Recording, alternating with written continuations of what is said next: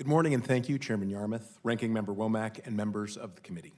My name is Rich Powell. I lead ClearPath, a nonprofit advancing conservative policies that accelerate clean energy globally.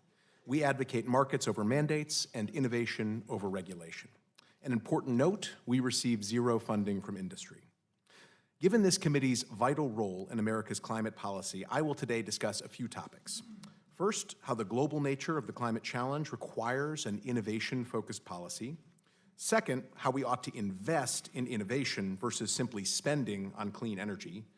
Third, how these investments in clean energy must be oriented around aggressive goals. Fourth, how a goals mindset challenges us to rethink the basic versus applied divide in research and development.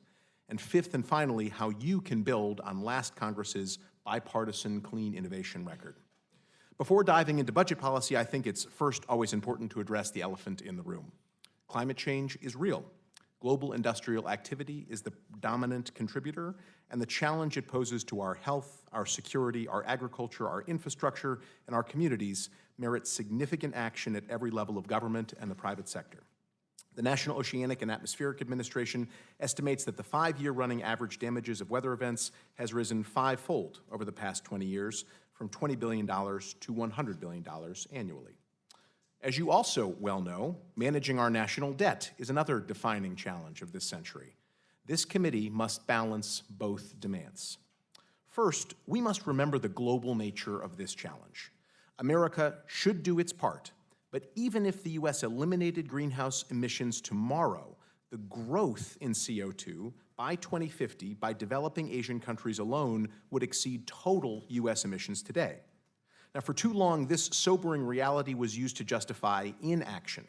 Instead, it should serve as a call to action towards an immense opportunity: high-paying jobs, a manufacturing renaissance, thriving U.S. exports. Second, we need to reorient our climate policy mindset from spending to investing. As a consultant at McKinsey & Company, the most important business philosophy I used came from the great Stephen Covey: begin with the end in mind. On climate change, our end ought to be developing countries buying clean energy instead of traditional technologies. We cannot spend our way to that end. The global energy system is too large, our budget too small.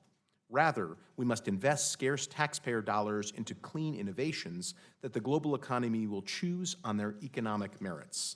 This is a market-based climate solution. Unfortunately, our energy debate is often caught between extremes. On one side, some advocate virtually no federal investment. Others seek permanent subsidies to favored technologies. To the first point, why shouldn't clean tech emerge like Silicon Valley innovation? Unfortunately, two people in a garage rarely innovate advanced energy. It requires massive scale, and regulations scare power producers away from new tech. The oft-described valley of death between a lab and a profitable business is deep. Taxpayers supported all new energy sources in recent decades. Going forward, government should neither command and control a solution, nor do nothing and hope. Government should support a wide portfolio of clean innovations and ramp down support as technologies mature. The potential clean returns of such investing are literally world-changing. Third, let me address the importance of strong objectives in clean energy investments. When DOE has clear goals based on market-relevant cost and performance targets, along with strong leadership and accountability and steady investments, it produces breakthroughs. The Sunshot Initiative to radically decrease the cost of solar is a strong example. Another prime example, since 2013, DOE has invested in next-generation small modular nuclear reactors in partnership with NuScale. Earlier this week, NuScale announced that the U.S. Nuclear Regulatory Commission completed the second and third phases of design review. They are a big step closer to marketing the world's first SMR, potentially by 2026. Fourth, Congress must grow past the outdated mindset of basic-only research. Nothing has illustrated this more than the shale gas boom. This breakthrough produced an economic windfall estimated at $100 billion annually and has driven power sector emissions down since 2005. It emerged from combined basic and applied research and targeted tax incentives and private sector contributions. We should remember that our global competitors have no philosophy against applied research. The Chinese have scooped up U.S. innovators struggling to commercialize here in America. A basic-only research agenda is essentially a subsidy to the Chinese economy. not a wise investment. Finally, how do we build on your strong bipartisan record of clean innovation? The FY18 and 19 appropriations bills were great successes.